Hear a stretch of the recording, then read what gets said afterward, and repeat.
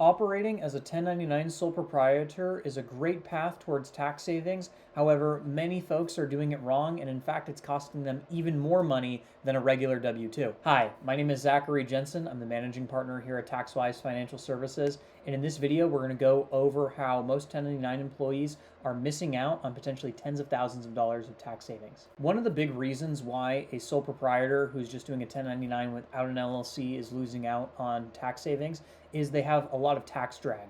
What that means is they're paying more taxes than they need to just because of their entity structure not being where it needs to be.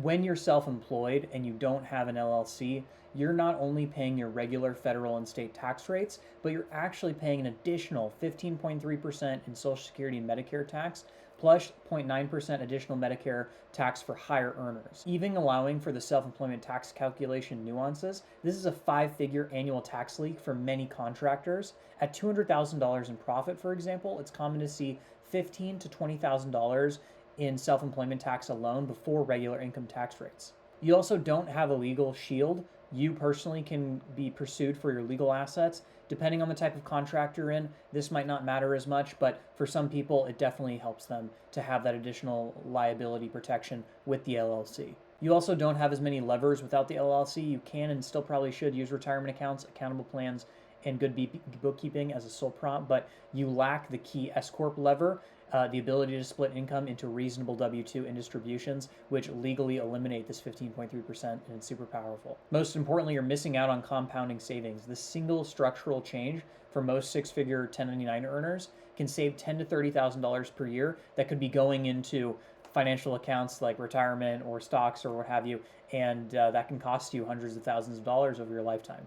So when we finally move to the LLC from the 1099, lots of things change. So number one, we're able to elect your LLC as an S corporation. This allows you to pay yourself a reasonable W-2 salary, which is subject to payroll taxes, and take the remainder of the profit as shareholder distributions, which are not subject to self-employment tax. So that's the engine of savings there. If we've got, let's say, $200,000 of profit, you pay yourself, let's say, $90,000 or less, and the remaining $110,000, you don't have any self-employment tax on this portion. So you save $12,000 to $25,000 in this scenario. Super, super powerful stuff.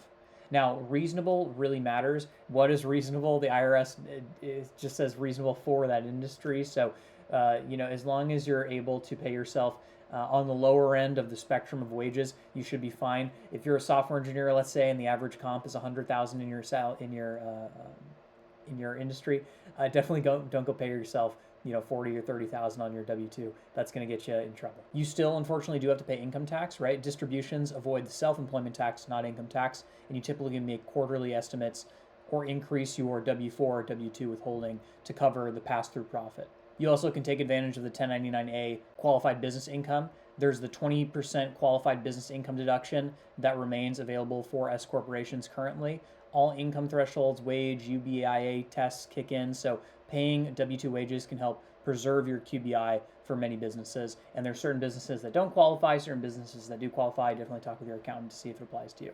But that's not all. Once you're in that LLC, you can do a solo 401k and SEP IRA, and it's still available to you even in the early part of the year. Right now, when I'm filming this video in August 2025, now is a great time to, if you're interested in setting something like this up, get it done now because you've got quite a few more months to contribute into these accounts and put away some significant money before next year and avoid taxes on it. There are a few operational changes when you go from sole prop to LLC. You got to have payroll, you got to form the LLC itself, you have to get an EIN for it. So there's a few steps involved. Number one, you're going to need to form that LLC at the state level you're operating in. You got to file articles of organization, appoint a registered agent, and adopt a simple organizing agreement or operating agreement. Typical fees can run a couple $100 depending on the state. California, it's a lot more, around $800. So definitely pick the state that you're working in and make sure it's at the state level. Number two, you're going to need to get an EIN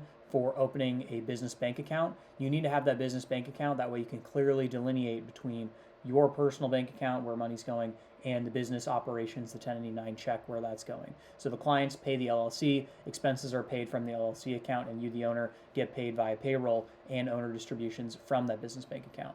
Number three, depending on if it makes sense for you, but most of the high earners it does, electing that S Corp status. You file that 2553 form. Of course, your accountant can do that for you, and you got to get that done by March 15th.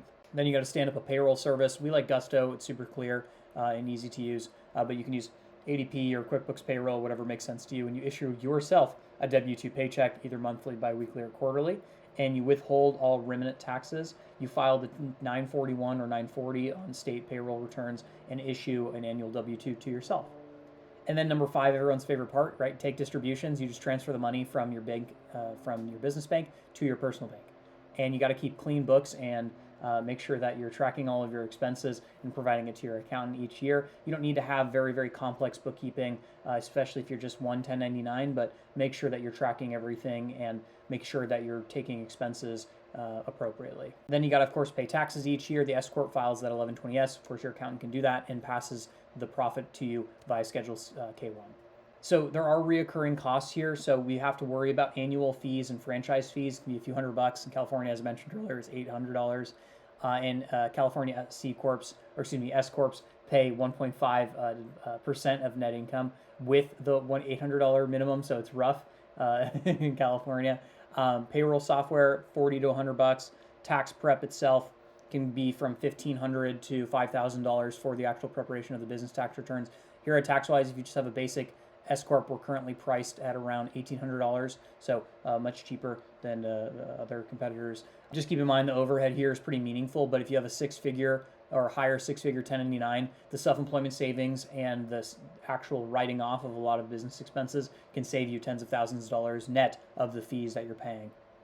S Corp usually isn't worth it for folks below about $80,000 in profit, or if you have loss years, volatile years, right, you're in the early stages, or you've got heavy multi-state operations, sometimes it can cause issues. Not all the time, though. So if you have a 1099 and you're looking to go from sole prop to LLC, you're going to want to get taxed as an S corporation in many cases. It's going to lower your self-employment tax. You're going to get liability protection. You're going to get stronger optics with your clients, right, saying that you have an official company.